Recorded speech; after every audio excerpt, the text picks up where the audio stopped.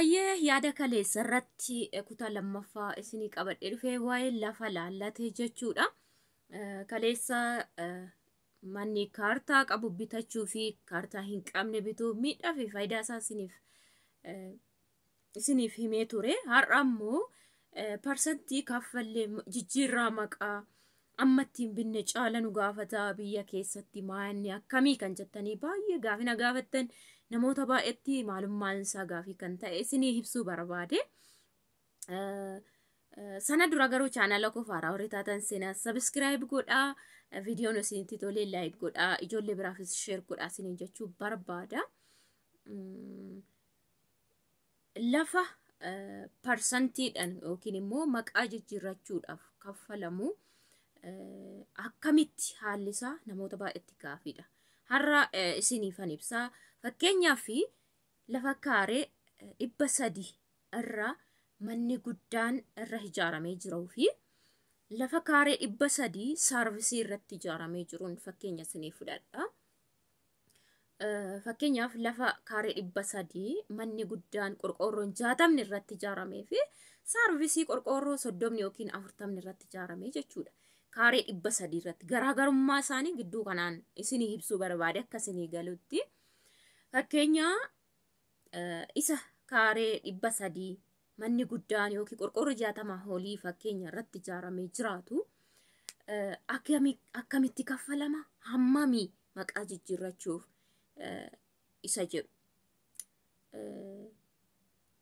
Akkaataa isaa amma kaaree 300 lafa qabdanii otoo hin taane hundee lafichi yookiin girgiddaan irra dhaabate fakkeenya 300 qabdu manichi 100 irratti yoo ijaarame yoo ijaarame 100 sanatu birrii 17,000 baay'ifama. Kaareen tokko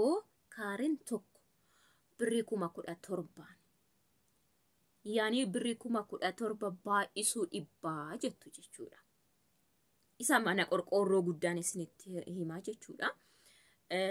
Birrii 17,000 baay'isuu 100 fakkeenya isinii kaase kaaree 300 qabdu 300 irra garuu 100 irra taa'e manni jechuudha. Isa 100 kana baay'iftu yoo fakkeenya miliyoona tuqaa 500 dhufe miliyoona tuqaa 500 sana dhuftanii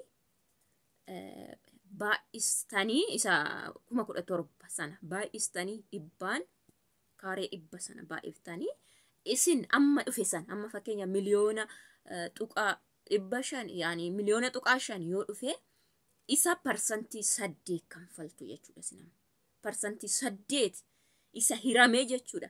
Parsantii 100 keessa 8 kaffaltanii maqaa jijjiirtu jechuudha.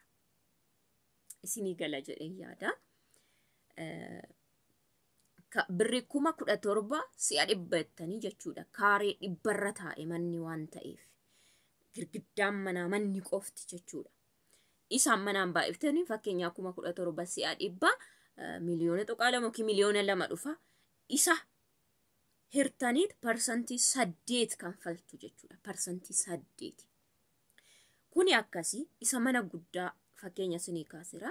Amma immoo kaaree 300 garuu qorqoorroo 40 yookiin immoo 30 irra jira.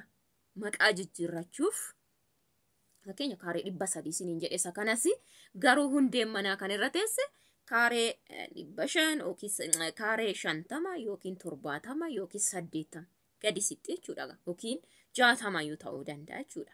Safarame kaaree 300 keessaa hundeen manaa yookiin manni kan irratti ijaaramte kaaree 80 yookiin 70 irratti jedhamee isa immoo birrii 17,000 baay'isuu 70 yookiin kaaree amma manitti irra dhaabatte xinnoodha jechuudha gamanni kun jechuudha.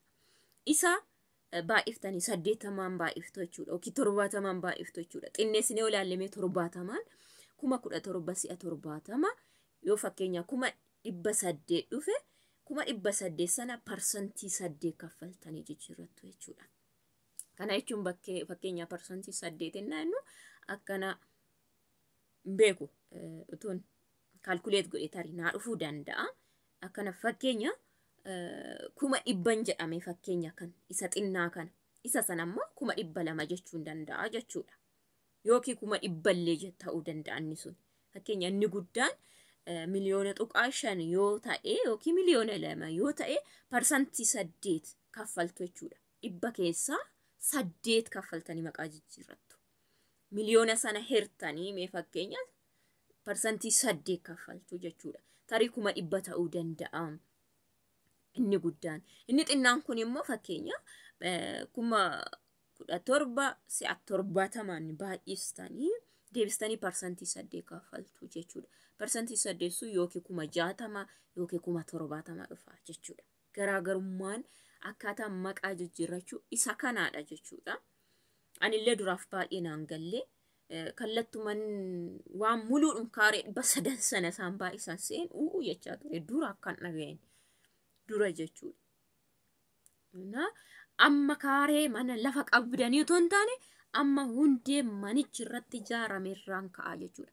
Mana immoo fakkeenya kaaree 300 bittanii kaaree 300 sana irratti naanna'ee L shapeedhaan fakkeenya kifilii 8 kifilii 6 warri hojjetan maddeen kanaafuu isa guddaan gatii guddaa kan isin gaafatu jechuudha.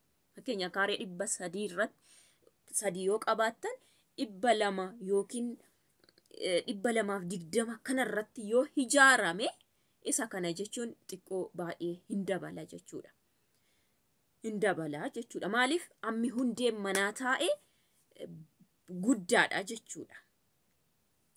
Kana fakkaata gaafii biraa qabdan na gaafachuu dandeessu. Gaafii ijoollee 2-3 immoo maqaa kootinan mana maqaa obboleessa kootii yookiin obboleettii kootii yookiin maqaa firaatiin hin bitee jira hamma yeroon galee jijjiirrachuu hin danda'a maa'ee natti minaan jettanii baay'een keessan duraan illee na gaafattu. Maqaa jijjiirrachuu amma hin danda'an naanga keessa illee ijoolleen baay'een na gaafattu. Maqaa jijjiirrachuu hin dandeessu. Asii akkamitti akka bitanis garaagarummaa qaba. Fakkeenya bakka bu'iinsa jedhanii bituu danda'u gaafa bitan jechuudha warri isinii bitan. Yookiin immoo maqaa isaaniitiin normaal bitanii kaartaa hojjetanii jiru. Gaaf sana inni garaagari. Bakka bu'iinsa jechuun amma namni sun dhufutti bakka bu'sii bu'e obboleessi amma ta'e achii dhuftutti obboleessi kee bakka bu'ee jechuudha. Gaafa dhufee bakka ofirraa sitti dabarsa jechuudha inni salphaadhumatti. Garuu immoo maqaa isaatiin yoo bite fakkeenya bitee jedhama. Maqaa isaatiin yoo bite maqaa isaatiin bitee maqaa isaatiin kaartaan hojjetame jechuudha ammati galtutti. Bakka bu'iinsa jechuun bakka naaf bu'a amma ishiin dhuftutti ani bakka bu'a jechuu danda'a. Kuni garuu yoo bitee kaartaa ofitti dabarse ati gaafa dhufte maal goota seete akka nama bittaaf gurgurtaatti hinni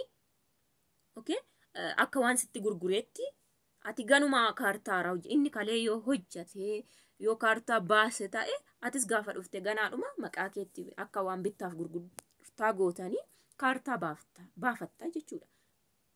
Innis namarraa bite waan ta'eef maqaa isaatiin ati immoo akka waan isarraa bitteetti ganaa haaressitee maqaa jijjiirtee kaartaa baafatta jechuudha. Innis mata duree isaa danda'e baay'ee qaba. Bakka bu'iinsi garuu amma gaafati dhuftutti bakka bu'anii bitanii gaafati dhufte immoo sumatutti darbee waan hundumaa sirreeffata jechuudha. Gara keetti maqaa jijjiirtee kaartaa baafattee maal jettaa jechuudha.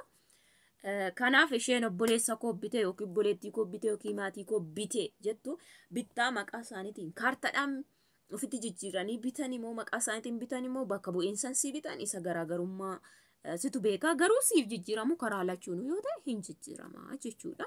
Karaa lachuun maqaa keetti dabarfatta yeroo dhufte. Karaa bakka bu'iinsan isaa bitan normaal maqaa isaatiin isaa bitu. Maatiin kee bitanii yeroo dhufte ati jijjiirrachuu mirga qabda jechuudha. Akkasii gaafii qabdan komentii jala naakaa yaada qabdanis gaafii baay'een akka jiru nan beeka waa'ee kanarratti baay'ee ijoolleen baay'ee waan namarraa dubbadhu caalaatti waa'ee lafarratti yaada na gaafatu yeroo baay'eedha. Ammas gaafii yaada qabdan komentii jala naakaa ijoollee biraatiif barumsaa fi gaafii isaaniitiif deebii ta'a waan ta'eef sheer godhaa fi viidiyoon asitti tole laayik godhaa siin jechuu jaalladha. Nagaatti.